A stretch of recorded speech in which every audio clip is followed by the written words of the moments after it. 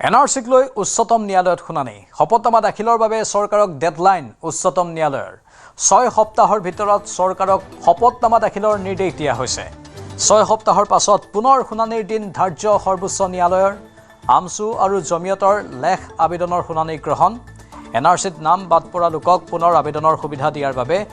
সৰ্বোচ্চ ন্যায়ালয়ৰ দ্বাৰস্থ হৈছিল আমছু আৰু জমিয়ত NRCৰ যিটো ফাইনেল লিষ্ট ওলাই গ'ল সেই মানুহখিনি যিখিনি মানুহৰ নাম অন্তৰ্ভুক্তি হৈছে তেখেতসকলক আই কাৰ্ড দিব লাগে আৰু যিখিনি মানুহ বাহিৰত থাকি গ'ল 19 লাখ মানুহ তেখেতসকলক আপোনাৰ আপিলৰ সুবিধা দিব লাগে এই লৈ আমি WPC ফাইল কৰিছিলোঁ জমিয়তৰ ফালৰ পৰা আৰু এইটো ৰিলেটেড যিমান কেছ আছিল গোটেইখিনি একেলগে টেগ কৰি হিয়াৰিং হৈছে আজিও হৈছে কিন্তু দুৰ্ভাগ্য চৰকাৰে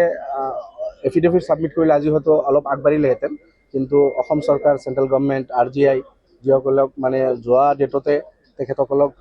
সময় দিছিল যে তেখেতসকলৰ এফিডেভিট সাবমিট কৰিব লাগে কিন্তু এতিয়ালৈকে তেখেতসকলে এফিডেভিট সাবমিট কৰা নাই যাৰ কাৰণে হয়তো কেছটো অলপ পিছুৱাই গ'ল নেক্সট হিয়াৰিং হ'ব আমি আশাবাদী ভাল হ'ব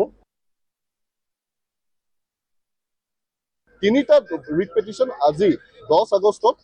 শুনানিৰ বাবে আহিল আৰু আজি সদৌ অসম সংখ্যালঘু ছাত্ৰ ইউনিয়নৰ ফালৰ পৰা আৰু মুস্তাক আনফৰ হুজুৰৰ নেতৃত্বাধীন জমিয়তৰ ফালৰ পৰা আজি কপিল সিব্বল ডাঙৰীয়া জ্যেষ্ঠ অধিবক্তা তথা সলমান খুৰছিদ ডাঙৰীয়া জ্যেষ্ঠ অধিবক্তাই গোচৰত তেওঁলোকে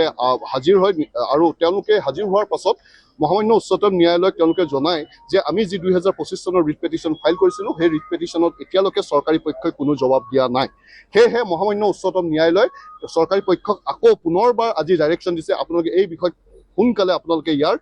এফিডেভিট কাউণ্টাৰ এফিডেভিট আপোনালোকে ফাইল কৰক লগতে এই আমাৰ ৰিট পেটিশ্যনখনত কিন্তু এই দুখন ৰিট পেটিশ্যনত কিন্তু register general of India RGI একোখনকৈ কাউণ্টাৰ এফিডেভিট ফাইল কৰিছিল আৰু সেই কাউণ্টাৰ এফিডেভিটৰ বিপক্ষে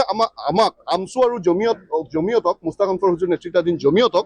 আমাক ৰিপ্লাই ফাইল কৰিবলৈ এটা সময় আমাক সুযোগ দিছে অৰ্থাৎ কাউণ্টাৰ এফিডেভিট ফাইল কৰিবলৈ চৰকাৰী পক্ষক নিৰ্দেশনা প্ৰেৰণ কৰিছে আৰু আমাক পাৰ্মিশ্যন দিছে যে RGI কাউণ্টাৰ এফিডেভিটৰ বিৰুদ্ধে আমি এখন ৰিপ্লাই ফাইল কৰিবলৈ আৰু গোটেইখিনি কথা আলোচনা হোৱাৰ পাছত অহা 6 সপ্তাহৰ পাছত পুনৰ এই গোচৰটো শুনানি হ'ব